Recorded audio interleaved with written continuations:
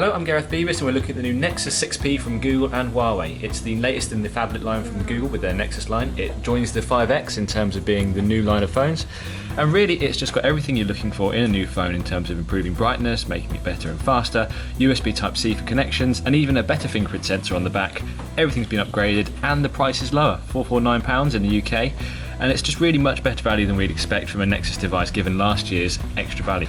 So the design of the 6P is actually really rather nice. It's gone for an all-metal jacket. It feels a lot nicer in the hand. It's definitely a big upgrade from last year's plastic. And I'd say the only thing that really sort of stands out is the little bump on the edge of the camera. That's designed to make it so it's actually a better sensor. And while some people may complain and say, you know what, that's a little bit too much of a jump, I think it's a really great thing to have when you've got a phablet and you're not really touching the phone up there anyway. So I think that's a really good thing to have there. Generally, the overall design, again, is much improved. Working with Huawei, Google's done something really good in terms of creating a much better crafted design, and genuinely, given the price drops and the improved materials used, I think it's a really good value phone.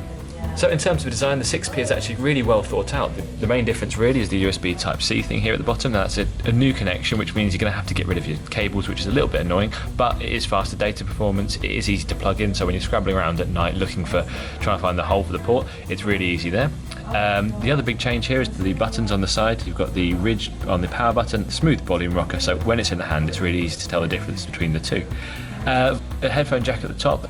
Either side are these plastic strips. Now you might recognise these from HTCs, from the iPhone. They're usually around here at the back, and that allows for the actual phone to get signal through, and if you've got an all-metal jacket around it as it does here, that's a really good and useful improvement. And visually, having them here and still getting the same performance, it's really impressive. The fingerprint scanner on the Nexus 6P is in a different place to how you might expect. Most phones on the front with the power button or the home button.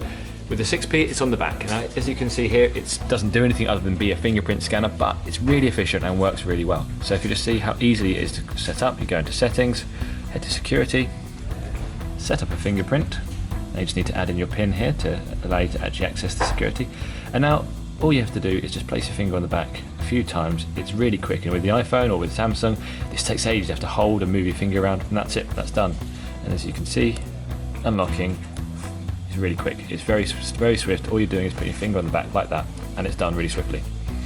It's a phablet. You're expecting a really good battery life, so a 3450 milliamp power pack inside. It actually works out as a really good battery life. You've got a day and a half with change if you're looking to actually go past the charger for the one day, and you know, it's exactly what we'd expect and a good performance. When it comes to the interface on the phone, it's Nexus. It's basically Android 6.0 Marshmallow. It's the new version of it, and it works very quickly because you've got the new Snapdragon 810 processor in there. As you can see, it's very stock. It's very quick, very swift. Everything opens and shuts very quickly. You know, websites load really quickly. It's, again, just exactly what you'd hope for in a cutting-edge smartphone.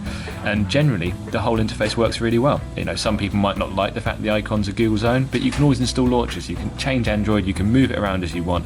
And I think if you're looking for a phablet, something that's really got, you know, the customization, you know, the blank canvas to work with, the 6P offers a lot to work with.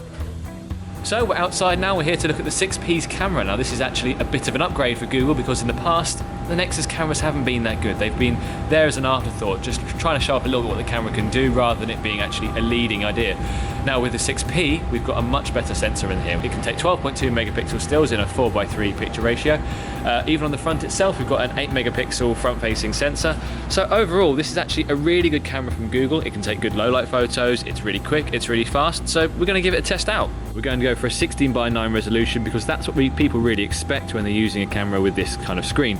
If you wanted to though, you can improve the resolution by going 12.2, but that takes you down to 4:3.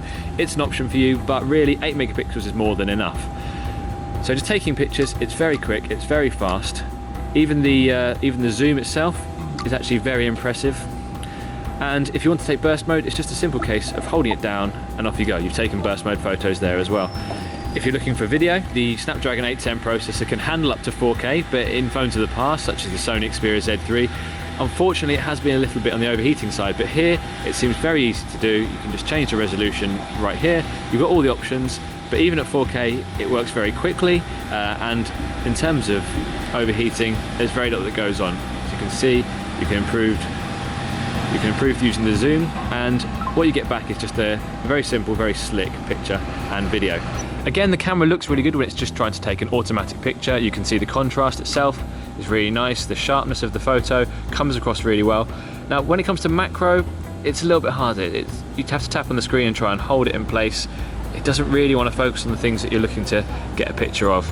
You can kind of try and force it in, but again, it's just not really working, so you're gonna have to work a little bit better with that. Things like the Samsung phone, they are very good at being able to get close-up shots. So it's a little bit of a foible, but ultimately the pictures themselves are very good.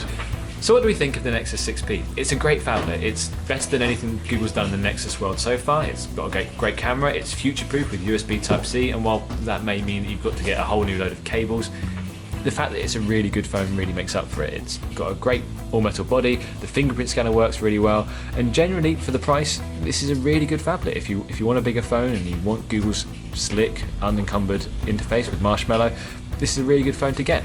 So thanks guys, if you really like learning all about the new phones and want to get more Beaver Gold, this is the place to get it. Subscribe below, and we look forward to seeing you again soon.